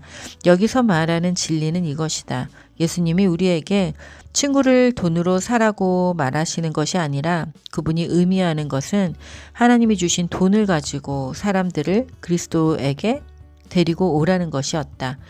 그러면 그들은 천국에서 우리를 반겨줄 영원한 친구가 된다는 것이다. 이것이야말로 가장 많은 이윤을 남길 수 있는 금전적인 투자 방법이다. 빈손으로 떠나는 인생이라는 말을 들어본 적이 있을 것이다. 하지만 성경은 그곳에 가는 사람들에게 투자함으로써 천국에 미리 보물을 준비할 수 있다고 말한다. 성경은 말한다. 이것이 장래에 자기를 위하여 좋은 터를 쌓아 참된 생명을 취하는 것이니라. 디모데전서 6장 19절 말씀. 크리스천으로 사는 방법 네 번째, 핑곗거리를 찾는 대신 사명을 완수할 창조적인 방법을 추구하는 사고로 살아라. 뜻이 있는 곳에는 항상 길이 있다. 그리고 우리를 도와줄 많은 단체들이 있다. 우리가 주로 대는 핑계들은 다음과 같다. 나는 우리나라 말밖에 못해. 이것이 사실이라고 할지라도 세계 여러 나라에는 우리나라의 말을 배우고 싶어하는 사람들이 많다. 그들에게 간다면 아마 장점이 될 것이다. 나는 줄 것이 아무것도 없어. 우리에게는 분명 줄 것이 있다. 우리가 가진 모든 능력과 경험은 반드시 사용될 수 있다. 나는 너무 나이가 많아. 또 나는 너무 어려. 대부분의 선교 단체들은 각 연령대에 맞는 단기 프로그램들을 구성하고 있다. 하나님은 사라가 자신이 너무 나이가 많다고 주장할 때나 에레미야가 자신이 너무 어리다고 주장했을 때 그 핑계를 들어주시지 않았다. 주님이 대답하셨다. 여호와께서 내게 이르시되 너는 아이라 하지 말고 내가 너를 누구에게 보내든지 너는 가며 내가 내게 무엇을 명하든지 너는 말할지니라. 너는 그들을 인하여 두려워 말라. 내가 너와 함께하여 너를 구원하리라. 나 여호와의 말이니라 하시고. 에레미야 1장 7절에서 8절 말씀. 당신은 하나님으로부터 특별한 부르심을 받아야 한다고 생각할지도 모른다. 그리고 초자연적인 느낌이나 경험을 기다리고 있을지도 모른다. 하지만 하나님은 이미 계속해서 당신을 부르셨다. 우리 모두는 하나님이 우리의 삶에 대해 갖고 계신 5가지 목적을 수행하기 위해 이미 부름을 받았다. 예배하고 교제하고 그리스도를 닮아 성장하고 섬기고 이 땅에서 하나님과 함께 선교하는 것이다. 하나님은 당신의 사람들 몇몇만을 사용하고 싶어 하지 않으신다. 모든 사람을 사용하기 원하신다. 우리 모두는 하나님을 위해 사명을 수행하도록 부름받았다. 그분은 모든 교회가 전 세계에 복음을 전파하기를 원하신다. 만일 우리가 예수님과 같이 되기를 원한다면 그분이 가장 관심을 두시는 것에 관심을 두어야 하고 전 세계에 대한 마음을 품어야 한다. 우리의 가족들과 친구들이 하나님께로 돌아오는 것에 만족할 수 없다. 이 지구 위에는 60억 이상의 인구가 있고 예수님은 길을 잃어버린 당신의 모든 어린 양들을 찾기를 원하신다. 예수님은 말씀하신다. 누구든지 제 목숨을 구원코자 하면 잃을 것이요. 누구든지 나와 복음을 위하여 제 목숨을 잃으면 구원하리라. 마가복음 8장 35절 말씀. 지상 명령은 바로 우리가 완수해야 할 사명이고 우리가 맡은 부분을 수행하는 것이 의미 있는 삶을 사는 비밀이다. 38번째 날 내 삶의 목적에 대하여 생각할 점. 지상 명령은 내가 완수해야 할 명령이다. 외울 말씀. 주의 도를 땅 위에 주의 구원을 만방 중에 알리소서. 시편 67편 2절 말씀. 삶으로 떠나는 질문. 내년에 단기 선교 여행을 가기 위해 지금부터 내가 해야 할 준비는 무엇인가? 오늘 책의 내용은 여기까지인데요. 오늘 내용을 읽으면서 월드 크리스천으로 살아가기 위해 가장 강력한 도구는 바로 우리가 이미 가지고 있는 기도라는 것입니다. 우리가 기도의 힘을 이용해서 지구 반대편에 있는 사람에게도 영향을 줄 수 있다면 우리가 함께 살아가고 있는 가족, 그 중에서도 자녀, 또 남편, 또 아내, 우리 가족들을 위해서 우리가 기도할 수 있습니다. 사람들이 우리가 가까이 가는 것을 막을지언정 우리의 기도는 막지 못합니다. 자, 여러분 우리가 있는 곳에서 우리의 가족과 또 우리의 공동체를 위해 기도하고 그리고 오늘 월드 크리스천이 되는 여러 가지 방법에서 안내했듯이 우리의 가슴 속에 세계 열방을 품고 우리의 마음이 가는 그 나라를 향해서 기도를 해야겠습니다. 저도 2016년에 여기에다가 이 책을 읽으면서 이렇게 써놨네요. 2018년에 그 선교 여행을 가겠다라고 가게 해주세요라고 그렇게 이렇게 써놨어요. 그런데 사실 2018년에는 책이 출간되고 나서 활발하게 이제 활동을 해야 되는 그 시기에 제가 다리를 다쳐가지고 3개월 동안 삶이 멈춰졌던 적이 있었고요. 그 와중에 또 그 2번째, 3번째 책을 또 쓸 수는 있었죠. 그리고 또 2020년이 될 때, 2020년 그 1월달, 12월 1월달 이때 이제 북한 선교를 가기 위해서 백두산이죠. 백두산 선교를 가기 위해서 준비를 하고 있었어요. 돈을 다 내고 이제 정말 구체적으로 이제 기도를 이제 시작했을 때인데, 이 코로나가 터지면서 모든 것이 멈춰졌어요. 하나님은 저를 하루하루 인도하시고 또 인도하셔서 여기까지 오게 하셨지만 또 때때로 크고 어떤 엄청나다 생각하는 그런 계획이 시작되기 그 직전에 항상 어김없이 저를 멈춰 세워서 또 멈춤의 시간을 통해 또 제가 저 자신을 다시 돌아보고 또 하나님과 더욱 친밀한 그 시간을 갖게 하는 그런 여정을 반복하셨던 것 같아요. 단기 선교 여행을 정말 간절히 가고자 원했기에 모든 삶을 멈추고 우선순위를 단기 선교 여행에 두었는데 그럼에도 불구하고 저는 갈 수가 없었습니다. 자, 그 일을 통해서 내가 무언가를 계획하고 또 기도하고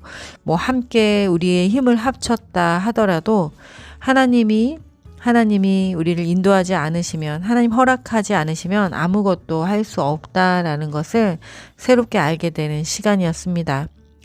자, 여러분이 월드 크리스천으로 살아감으로 인하여 우리는 더 넓어질 것이고 더 아름답고 온유하고 사랑이 넘치는, 이전에 한 번도 경험해 보지 못한 넓은 사고, 예수님과 같은 마음으로 살아가게 되실 거라 생각합니다. 자, 여러분 오늘도 평안하시고요. 네, 내일 또 뵙겠습니다. 샬롬.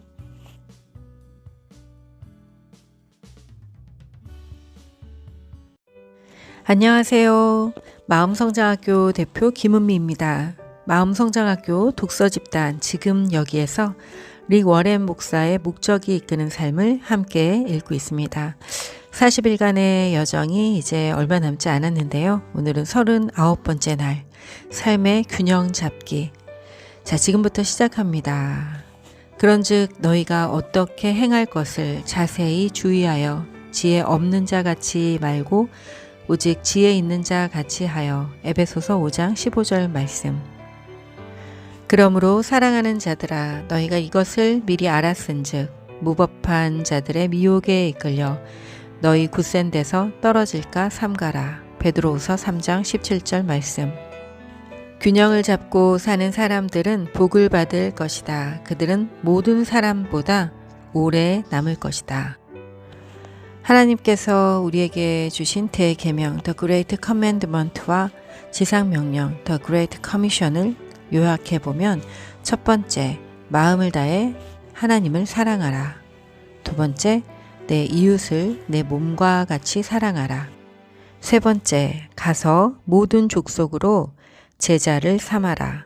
네 번째, 아버지와 아들과 성령의 이름으로 세례를 주라. 다섯 번째, 내가 너희에게 분부한 모든 것을 가르쳐 지키게 하라. 대계명과 지상명령에 대해 온 마음을 다해 헌신할 때 우리는 위대한 크리스천이 될 것이다. 우리는 맡은 바 책임을 위해 소그룹에 참여하고 우리의 영적인 건강을 정기적으로 점검하며 또한 우리의 발전 과정을 일기에 기록하고 우리가 배운 것을 다른 사람들에게 전함으로써 삶의 균형을 유지할 수 있다. 이 네 가지 간단한 활동은 목적이 이끄는 삶을 위해 중요한 것들이다. 만일 진심으로 올바른 삶을 살기 원한다면 우리는 이러한 습관을 키워나가야 한다. 첫 번째, 영적인 동역자나 소그룹에게 이야기하라. 철이 철을 날카롭게 하는 것 같이 사람이 그 친구의 얼굴을 빛나게 하느니라. 잠언 27장 17절 말씀. 우리는 공동체 속에서 가장 효과적으로 배운다.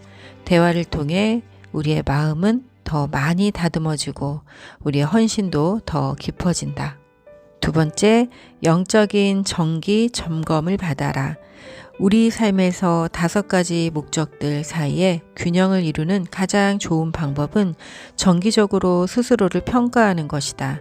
하나님은 자기를 평가하는 습관을 매우 중요하게 여기신다. 성경은 스스로의 영적인 건강을 시험해보고 검사해볼 것을 최소 5번 이상 언급하고 있다. 성경은 이렇게 말한다. 너희가 믿음에 있는가? 너희 자신을 시험하고 너희 자신을 확증하라.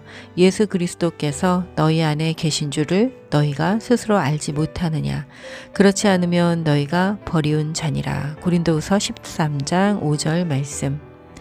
에레미야는 이렇게 충고했다. 우리가 스스로 행위를 조사하고 여호와께로 돌아가자. 에레미야 3장 40절 말씀. 세 번째, 자신의 발전 과정을 일기에 적으라. 하나님이 우리의 삶에 대해 가지고 계신 목적을 수행하는 과정을 강화시키는 가장 좋은 방법은 신앙 일기를 쓰는 것이다. 그것은 사건을 적는 일기가 아니라 잊고 싶지 않은 삶의 교훈들을 적어 놓는 것이다. 성경은 이렇게 말한다. 그러므로 모든 들은 것을 우리가 더욱 간절히 삼갈지니 혹 흘러 떠내려갈까 염려하노라. 히브리서 2장 1절 말씀. 우리는 기록해 놓은 것을 기억한다. 글로 적어보는 것은 하나님이 우리의 삶을 통해 무엇을 하시는지 명확하게 알 수 있도록 도와준다. 성경은 이렇게 말한다. 모세가 여호와의 명령대로 그 노정을 따라 그 진행한 것을 기록하였으니 민수기 33장 2절 말씀. 모세가 하나님의 명령에 순종하고 이스라엘의 여정을 기록해 놓은 것이 기쁘지 않은가? 만일 그가 게을렀다면 우리는 출애굽에서 얻은 강력한 삶의 교훈을 배우지 못했을 것이다. 우리의 신앙 여정이 모세의 것만큼 널리 읽히지 않겠지만 우리의 여정도 그만큼 중요하다. 모세는 그들이 걸어간 여정의 단계들을 기록했다라고 기록되어 있다. 우리의 삶은 여행이다. 그리고 여행에는 당연히 일기가 있어야 한다. 목적이 이끄는 삶을 살 때 그 여정의 각 단계에 대한 신앙 일기를 꼭 쓰기를 바란다. 좋은 것들만 쓰려고 하지 말라. 다윗처럼 의심과 두려움 그리고 하나님과의 싸움까지도 모두 적으라.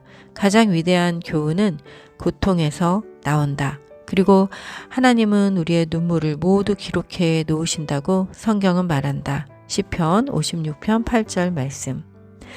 문제에 부딪힐 때마다 하나님이 우리의 삶에서 5가지 목적을 이루시기 위해 그 문제를 사용하실 것임을 기억하라. 문제 때문에 우리는 하나님께 집중하게 되고 다른 사람들과 더 깊은 교제를 갖게 되며 그리스도를 닮은 성품을 갖게 되고 사역을 갖게 되며 간증거리를 갖게 된다. 모든 문제에는 목적이 있다. 고통스러운 경험 가운데서 시편 기자는 이렇게 적었다. 미래의 세대들을 위해 이 일들을 기록해 놓아 새로운 백성들이 여호와를 찬양하게 합시다. 우리는 이 땅에서 하나님이 당신의 목적을 이루도록 우리를 어떻게 도우셨는지에 대한 간증을 보존해서 다음 세대에 전해주어야 할 책임이 있다. 이것은 우리가 천국에 간 후에도 계속 이야기해 줄 증거물이 되는 것이다. 4번째, 아는 것을 다른 사람들에게 전하라. 계속 성장하길 원한다면 더 많이 배울 수 있는 가장 좋은 방법은 이미 배운 것들을 전달하는 것이다. 잠언은 이렇게 말한다. 구제를 좋아하는 자는 풍족하여질 것이요. 남을 윤택하게 하는 자는 윤택하여지리라. 잠언 11장 25절 말씀. 그 통찰들을 전달하는 사람들은 하나님께로부터 더 많은 것을 얻는다. 이제 우리 삶의 목적을 이해했으니 우리가 할 일은 다른 사람들에게 그 메시지를 전해주는 것이다. 하나님은 우리를 당신의 전령으로 부르셨다. 바울은 말했다. 또 내가 많은 증인 앞에서 내게 들은 바를 충성된 사람들에게 부탁하라. 저희가 또 다른 사람들을 가르칠 수 있느니라. 디모데후서 2장 2절 말씀. 이 책을 통해 나는 다른 사람들이 나에게 삶의 목적에 대해서 가르쳐 준 것들을 전달했다. 이제 다른 사람들에게 이것을 전달하는 것은 당신의 의무다. 하나님은 우리가 더 많이 알면 알수록 그 지식을 가지고 다른 사람들을 돕기를 원하신다. 야고보는 해야 할 올바른 일을 알면서도 하지 않는 사람은 죄를 짓는 것이다. 라고 말했다. 더 많이 알수록 우리의 책임은 더욱 무거워진다. 하지만 삶의 목적을 전달하는 것은 의무 이상의 것이고 삶의 가장 큰 특권이다. 모든 사람들이 자신들의 삶의 목적을 안다면 이 세상이 어떻게 달라질지 상상해보라. 바울은 이렇게 말했다. 내가 이것으로 형제를 깨우치면 그리스도 예수의 선한 일꾼이 되어. 디모데전서 4장 6절 말씀. 5번째, 모든 것은 하나님의 영광을 위한 것이다. 우리가 배운 것을 전달하는 것은 하나님의 영광과 하나님 나라의 성장 때문이다. 십자가에 못 박혀 돌아가시기 전날 예수님은 아버지에게 이렇게 보고하셨다. 아버지께서 내게 하라고 주신 일을 내가 이루어 아버지를 이 세상에서 영화롭게 하였사오니. 요한복음 17장 4절 말씀. 예수님이 이 기도를 하셨을 때 그분은 아직 우리의 죄를 위해 죽지 않으셨었다. 그러면 예수님은 어떤 일을 완수하신 것일까? 이 상황에서 예수님은 속죄가 아닌 다른 것을 의미하셨다. 해답은 예수님의 기도 가운데 그 다음 20구절에 들어있다. 요한복음 17장 6절에서 26절 말씀. 예수님은 아버지에게 당신이 지난 3년 동안 해오신 일을 말씀하셨다. 즉, 제자들이 하나님의 목적을 위해 살도록 준비시키신 것이다. 예수님은 제자들이 하나님을 알고 사랑하게 도와주셨고, 이것은 예배이다. 또 서로를 사랑하도록 가르치셨으며, 이것은 교제이다. 그들이 성숙할 수 있도록 말씀을 주셨고, 이것이 제자도이다. 섬기는 법을 보여주셨으며, 이것은 사역이다. 그리고 다른 사람에게 전하도록 보내셨다. 이것은 사명이다. 예수님은 목적이 이끄는 삶의 모범을 보여주셨고, 다른 사람들도 그러한 삶을 살아가도록 가르치셨다. 그것이 하나님께 영광을 돌린 일이다. 예배, 교제, 제자도, 사역, 사명. 이것이 바로 목적이 이끄는 삶이다. 얼마를 살았든 상관없이 우리의 남은 삶은 생애 최고의 날들이 될 것이다. 우리는 오늘부터 목적이 이끄는 삶을 시작할 수 있다. 39번째 날, 내 삶의 목적에 대하여 생각할 점. 균형을 잡고 사는 사람들은 복을 받는다. 외울 말씀. 그런즉 너희가 어떻게 행할 것을 자세히 주의하여 지혜 없는 자 같이 말고 오직 지혜 있는 자 같이 하여. 에베소서 5장 15절 말씀. 삶으로 떠나는 질문. 내 삶에 대한 하나님의 5가지 목적의 균형을 맞추기 위해서 이번 장에서 말한 4가지 활동 가운데 무엇을 시작할 수 있는가? 자, 여러분은 어떤 것을 제일 먼저 시작하시겠습니까? 2016년에 이 책을 처음 만났을 때 저는 정말 예배에 진심이었던 사람이었고요. 제자 훈련과 사역자 훈련을 통하여 예수님의 진정한 제자로 거듭나고 싶은 그 열망에 쌓여 있었습니다.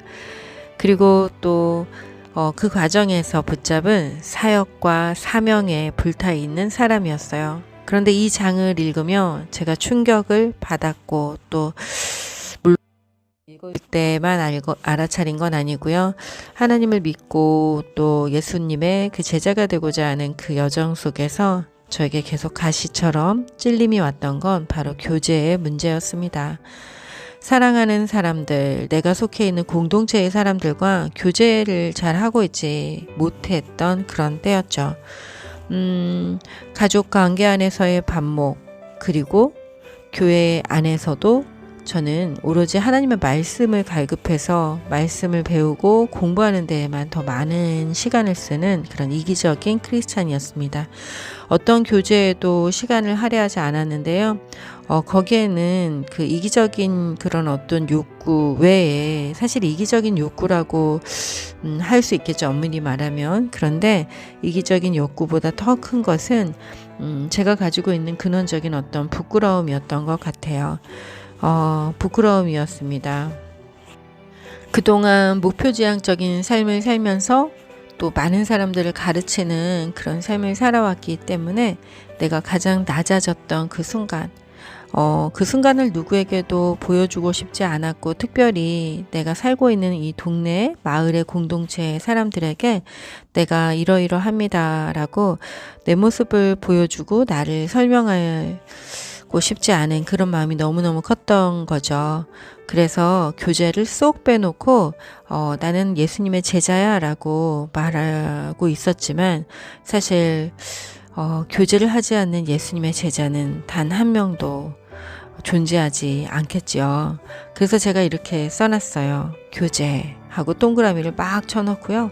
하나님과의 교제, 이웃과의 교제, 사명을 통한 교제, 사역을 통한 교제, 나를 만나는 모든 이들과의 진실한 교제를 통하여 나는 하나님을 전한다.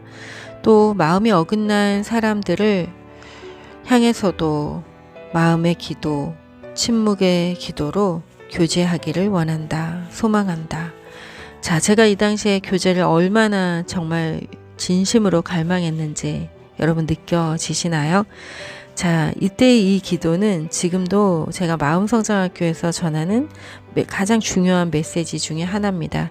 우리가 반목하고 있는 어떤 사람들, 정말 사랑하고 싶지만 어찌할 수 없는 그런 상황에 처해 있는 우리의 가족들, 친구들, 그들을 향해 우리가 할 수 있는 오직 한 가지, 바로 기도죠.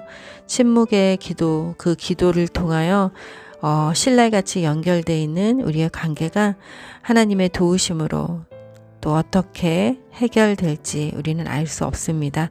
자, 그날까지 기도할 수 있다는 건 어쩌면 우리의 특권이며 또 그 기도함으로써 우리가 누리는 행복과 평안과 기쁨은 이루 말할 수가 없죠.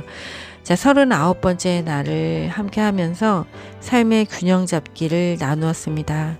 우리가 삶의 균형 잡기에 여러 가지 항목들을 제가 나누었는데요. 결국 관계, 하나님과의 관계, 이웃과의 관계, 또 사명을 통한 관계, 사역을 통한 또 그 관계, 그 안에서의 아름다운 교제, 그 중에 가장 중요한 것은 나와 내 안에 하나님과의 관계, 그리고 교제가 아닐까 생각합니다. 여러분 오늘도 평안하시고요. 저는 내일 또 뵙겠습니다. 샬롬.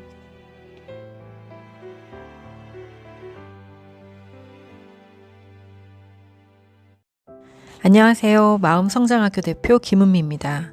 마음성장학교 독서집단 지금 여기에서 릭 워렌 목사의 목적이 이끄는 삶을 40일간 함께 읽었습니다. 오늘은 40번째 날, 목적이 있는 삶을 살기. 자, 지금부터 시작합니다. 사람의 마음에는 많은 계획이 있어도 오직 여호와의 뜻이 완전히 서리라. 잠언 19장 21절 말씀. 다윗은 평생 하나님의 뜻대로 살다가 죽어서는 조상 곁에 묻혔고, 사도행전 13장 36절 말씀. 목적을 가지고 사는 것이 참된 삶을 사는 유일한 방법이다. 다른 모든 것은 그냥 존재하는 것이다. 대부분의 사람들은 인생에서 세 가지 기본적인 문제로 고민한다. 첫째는 나는 누구인가 라는 정체성, 아이덴티티의 문제다. 둘째는 내가 과연 중요한 존재인가 라는 중요성, importance의 문제다. 그리고 셋째는 삶에서 나의 위치는 무엇인가 라는 영향력, 임팩트의 문제다. 이 세 가지의 질문에 대한 답은 하나님이 우리에 대해 가지고 계신 5가지의 목적에서 찾을 수 있다. 정체성, 중요성, 영향력. 다락방에서 예수님은 사역의 마지막 날을 제자들과 함께 마무리하시면서 제자들의 발을 씻기심으로 모범을 보이셨다. 그리고 이렇게 말씀하셨다. 너희가 이것을 알고 행하면 복이 있으리라. 요한복음 13장 17절 말씀. 우리가 무엇을 하기를 하나님이 원하시는지 알았다면 우리가 그것을 행할 때 복을 받는다. 우리가 함께 했던 이 40일의 여정을 마치면서 우리는 우리들 각자를 향한 하나님의 목적을 알게 되었다. 이제 우리가 그것을 행한다면 복을 누리게 될 것이다. 어쩌면 이것은 우리가 하고 있는 어떤 일을 멈추어야 한다는 것을 의미할 수도 있다. 우리가 삶을 통해 할 수 있는 좋은 일들은 많이 있다. 하지만 하나님의 5가지 목적은 우리가 꼭 해야 하는 본질적인 것이다. 불행하게도 우리는 무엇이 중요한지를 잊고 혼란스러워하기 쉽다. 그리고 그 중요한 것에서 멀어져서 조금씩 잘못된 방향으로 가기도 쉽다. 때문에 그것을 피하기 위해 우리는 삶의 목적 선언서를 작성하고 그것을 정기적으로 검토해 보아야 한다. 자, 그렇다면 삶의 목적 선언서란 무엇인가? 첫 번째, 삶에 대한 하나님의 목적을 요약해 준다. 당신의 말로 하나님이 주신 삶의 5가지 목적에 대해 헌신할 것을 표현하라. 목적 선언은 목표들을 나열해 놓은 목록이 아니다. 목표는 일시적인 것이나 목적은 영원하다. 성경은 이렇게 말한다. 여호와의 도모는 영원히 서고 그 심사는 대대로 이르리로다. 시편 33편 11절 말씀. 두 번째, 삶의 목적 선언서는 우리에게 삶의 방향을 가르쳐 준다. 삶의 목적을 적어 놓으면 삶의 방향에 대해 우리는 구체적으로 생각하게 된다.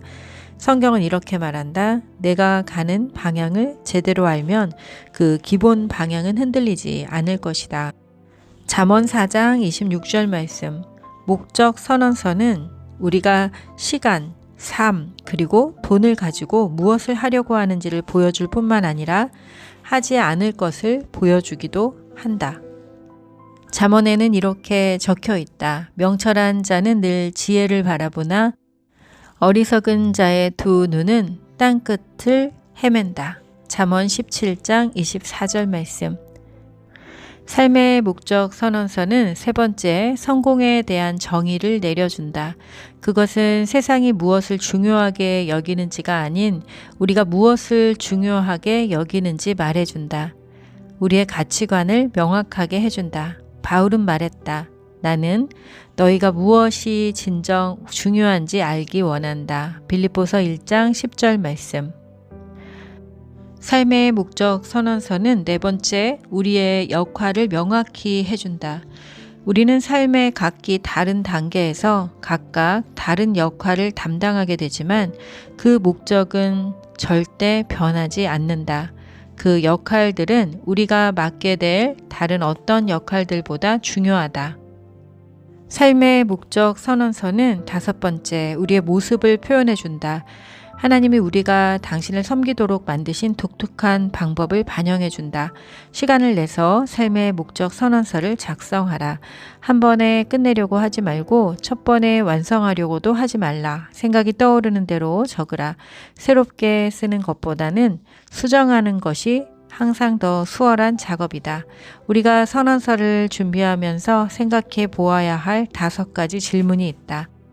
삶의 5가지 질문. 첫 번째, 내 삶의 중심을 무엇으로 삼을 것인가? 이것은 예배에 관한 문제다. 우리는 누구를 위해 살 것인가? 무엇을 중심으로 삶을 이루어 나갈 것인가? 직업, 가족, 스포츠, 취미, 돈, 재미. 그 외에 여러 가지 활동이 그 중심이 될 수 있다. 모두가 좋은 것들이기에. 하지만 우리 삶의 중심이 되기에는 적합하지 않다. 그 어떤 것도 우리 삶이 무너지기 시작할 때 붙잡아 줄 수 있을 만큼 강하지 못하기 때문이다. 흔들리지 않는 확실한 중심이 필요하다. 바울은 이렇게 말했다. 믿음으로 말미암아 그리스도께서 너희 마음에 계시게 하옵시고 너희가 사랑 가운데서 뿌리가 박히고 터가 굳어져서. 에베소서 3장 17절 말씀. 하나님이 삶의 중심에 계시다는 것을 어떻게 알 수 있는가? 하나님이 그 중심에 계시면 우리는 그분을 예배한다. 그러나 그렇지 않으면 우리는 걱정하게 된다. 걱정은 하나님이 옆으로 밀려나셨다는 경고의 신호다. 하나님을 다시 중심에 모시는 순간 우리는 다시 평안을 찾을 것이다. 성경은 이렇게 말한다. 그리하면 모든 지각에 뛰어난 하나님의 평강이 그리스도 예수 안에서 너희 마음과 생각을 지키시리라. 빌립보서 4장 7절 말씀. 삶의 5가지 중요한 문제 중 두 번째, 나는 어떤 성품의 사람이 되어야 하는가? 이것은 제자도와 관련된 문제다. 우리는 어떤 사람이 될 것인가? 하나님은 우리가 무엇을 하는지 보다는 우리가 어떤 사람인지에 더 많은 관심을 두신다. 우리가 영원한 나라에 가지고 갈 것은 직업이 아니라 성품이라는 것을 기억하라. 삶에서 노력하고 발전시키고자 하는 부분들을 기록하라. 성령의 열매 혹은 산상수훈에서부터 시작하는 것도 하나의 아이디어다. 베드로는 말했다. 이러므로 너희가 더욱 힘써 너희 믿음의 덕을, 덕의 지식을, 지식의 절제를, 절제의 인내를, 인내의 경건을, 경건의 형제 우애를, 형제 우애의 사랑을 공급하라. 베드로 후서 1장 5절에서 7절 말씀. 넘어졌다고 해서 절망하거나 포기하지 말라. 그리스도와 같은 성품을 쌓는 데는 평생이 걸린다. 바울은 디모데에게 말했다. 내가 내 자신과 가르침을 삼가 이 일을 계속하라. 이 일을 행함으로 내 자신과 내게 듣는 자를 구원하리라. 삶의 5가지 중요한 목적 중 3번째, 내 삶을 어디에 기여해야 하는가. 이것은 섬김에 관한 문제다. 그리스도의 몸 가운데 우리가 감당해야 할 부분은 어디일까? 은사, 마음, 능력, 성격, 그리고 경험을 모두 고려한다면 하나님의 가정에서 우리에게 가장 적합한 역할은 무엇일까? 어떻게 변화를 일으킬 수 있을까? 우리는 다른 사람들을 섬기도록 지음받기는 했지만 예수님도 이 땅에 계시는 동안 모든 사람들의 필요를 충족시켜 주시지는 못하셨다. 우리는 우리들의 모습에 기초해서 가장 잘 도울 수 있는 사람을 찾아야 한다. 누구를 도와야겠다는 생각이 마음에 가장 많이 생기는가? 예수님은 말씀하셨다. 너희가 나를 택한 것이 아니라 내가 너희를 택하여 세웠다. 그것은 너희가 가서 열매를 맺고 너희 열매가 항상 있게 하기 위해서이다. 요한복음 15장 16절 말씀. 우리는 각각 다른 열매를 맺고 있다. 삶의 5가지 중요한 질문 중 4번째. 내 삶은 어떤 전달 도구가 되어야 하는가? 이것은 믿지 않는 사람들을 향한 선교에 대한 문제다. 우리의 사명 선언서는 삶의 목적 선언서의 일부이다. 그것은 간증과 복음을 다른 사람들과 나누려는 헌신을 포함해야 한다. 또한 삶에서 얻은 교훈과 하나님이 세상과 나누라고 주셨다고 생각되는 우리의 거룩한 열정도 적어야 한다. 그리스도 안에서 성장해 가는 동안 우리 마음에 끌리는 특별한 목표 그룹을 하나님이 정해 주실 수 있다. 이것 또한 반드시 선언서에 붙이라. 만일 우리가 부모라면 자녀들에게 그리스도를 알리고 그들이 삶의 목적을 이해하도록 도우며 세계 선교를 위해 그들을 내보내는 것이 사명의 일부가 될 것이다. 여호수아의 말도 포함시킬 수 있다. 오직 나와 내 집은 여호와를 섬기겠노라. 여호수아 24장 15절 말씀. 물론 우리는 삶으로 우리가 전하는 메시지를 뒷받침하고 확인해 주어야 한다. 믿지 않는 사람들은 성경이 믿을 만한가를 보기 전에 우리가 믿을 만한지를 알고 싶어 한다. 그래서 성경은 오직 너희는 그리스도 복음에 합당하게 생활하라. 빌립보서 1장 29절에서 말하고 있다. 삶의 5가지 질문 5번째, 내 삶의 동역자는 누구인가? 이것은 교제에 관한 문제다. 다른 크리스천들에 대한 나의 헌신, 그리고 하나님의 가족과의 연결은 어떻게 보여줄 것인가? 서로에 대한 하나님의 명령을 다른 믿는 사람들과 어떻게 수행할 것인가? 어떤 교회에서 우리에게 준 역할을 감당할 것인가? 그리스도 안에서 더 성숙하면 할수록 우리는 교회를 더 사랑하고 교회를 위해 희생하는 것을 주저하지 않게 된다. 성경은 그리스도께서 교회를 사랑하시고 위하여 자신을 주심같이 에베소서 5장 25절에서 말한다. 목적 선언서에 하나님의 교회에 대한 우리의 사랑을 표현해야 한다. 이와 같은 질문을 하며 삶의 목적 선언서를 완성하라. 며칠 또는 몇 주 또 몇 달이 걸릴지도 모른다. 기도하고 생각하고 친구들과 이야기하고 말씀을 묵상하라. 완성하기까지 여러 번의 수정 작업을 거치게 될 것이다. 다 완성한 후에도 시간이 지남에 따라 조금씩 수정하게 될 것이다. 하나님이 우리 자신의 모습에 대한 통찰력을 더하시기 때문이다. 구체적인 삶의 목적 선언서를 작성하는 것과 함께 짧은 슬로건을 만들어 5가지 삶의 목표를 향한 우리의 마음을 기억하고 또 격려받을 수 있도록 하라. 그리고 매일 스스로 그것을 상기할 수 있다.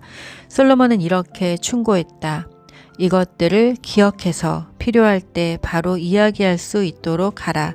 잠언 22장 18절 말씀. 목적 선언서의 몇 가지 예를 살펴보자. 예를 들면 내 삶의 목적은 온 마음을 다해 그리스도를 찬양하고 나의 모습으로 그분을 섬기며 그분의 가족과 교제하고 그분의 성품을 닮아가며 이 땅에서 그분의 사명을 수행함으로 영광을 돌리는 것이다. 자, 두 번째 예는 내 삶의 목적은 그리스도의 가족이 되고 그분의 성품을 드러내는 사람이 되며 그분의 은혜를 나누는 사람이 되고 그분의 말씀을 전하는 사람이 되며 그분의 영광을 나타내는 사람이 되는 것이다. 세 번째 예는 내 삶의 목적은 그리스도를 사랑하고 그리스도 안에서 성장하며 그리스도에 대해 나누고 교회를 통해 그리스도를 섬기며 나의 가족과 다른 사람들이 이와 같은 일을 하도록 인도하는 것이다. 다음 예는 제가 쓴 예입니다. 나의 목표는 그리스도를 닮는 것이다. 나의 가족은 교회다. 나의 사역은 교육이다. 나의 사명은 어머니와 자녀들을 교육하고 치유하여 세상의 빛을 더하는 것이다. 이 모든 것의 동기는 하나님의 영광이다. 성경은 이렇게 말한다. 사람의 마음에 많은 계획이 있어도 오직 여호와의 뜻이 완전히 서리라. 잠언 19장 21절 말씀.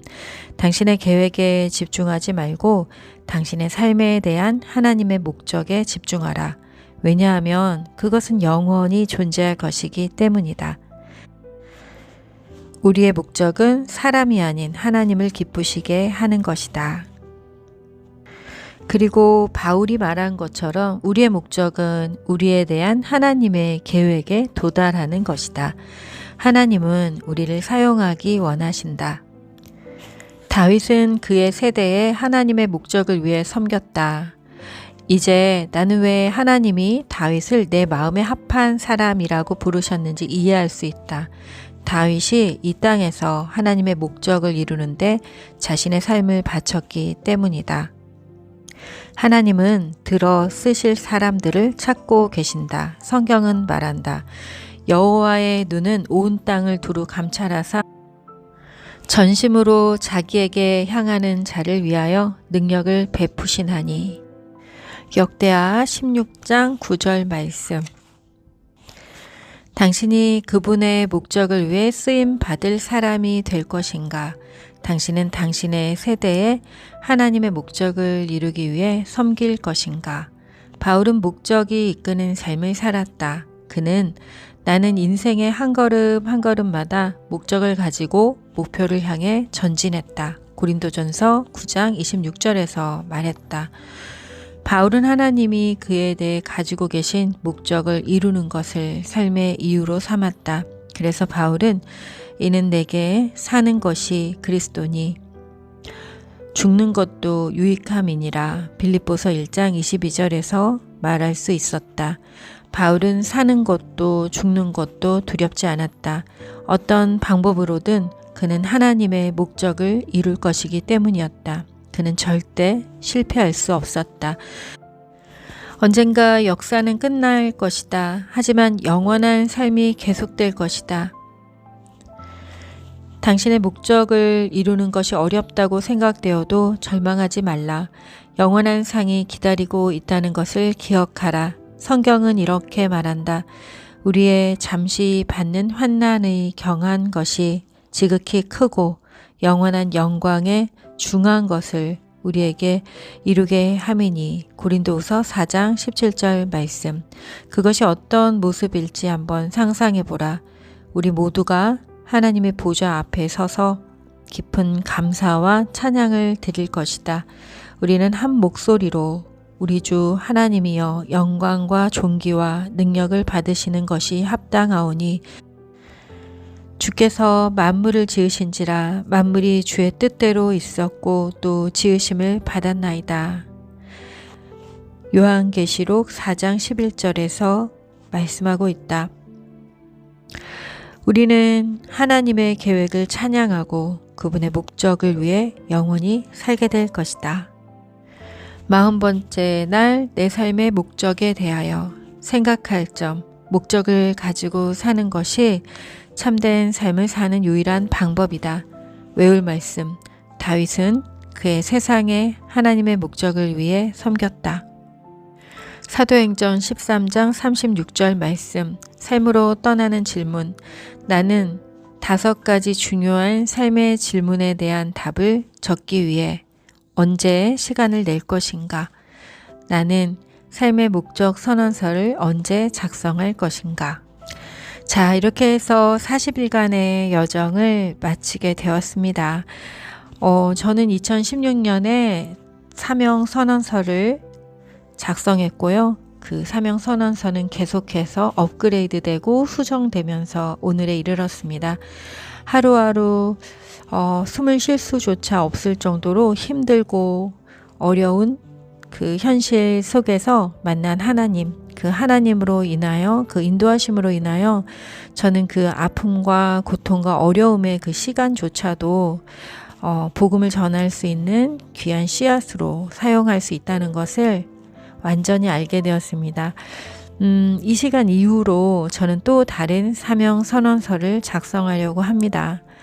마음 성장학교를 축복하시고 인도하신 하나님께 찬양과 영광을 올려드리며 2022년 마음 성장학교의 새로운 도약 그리고 세상을 향해 더 넓게 문을 열고 고통과 아픔 속에서 또 절망 속에서도 사랑을 잃지 않고 세상을 향해 귀한 삶을 살아가고자 하는 수많은 사람들을 더욱더 적극적으로 돕고 그들이 존재 그대로의 삶을 살아가면서 이 세상을 아름답게 가꾸는 그런 사람들로 새로운 인생을 살아갈 수 있도록 제가 동행하겠습니다. 여러분 40일간 함께 해주셔서 너무너무 감사하고요. 또 우리 독서집단 지금 여기 선생님들은 40일의 여정을 잘 기록하고 또 기억하면서 또 카페에 꼭 글을 올려주시기 바랍니다. 사명선언서를 작성한 소감 또는 자신의 그 40일간의 그 과정을 통해 성장한 것을 나눠주시기 바래요. 여러분 평안하시고요. 또 다음에 뵙겠습니다. 그리고 이 목적이 이끄는 삶은 여러분 주변 사람들에게 널리 퍼져서 많은 사람들이 활용하면서 혼자 읽더라도 또 누군가의 동행을 받으며 제가 동행하겠습니다. 여러분 많이 필요하신 분들에게 공유해 주시기 바랍니다. 사랑하고 축복합니다.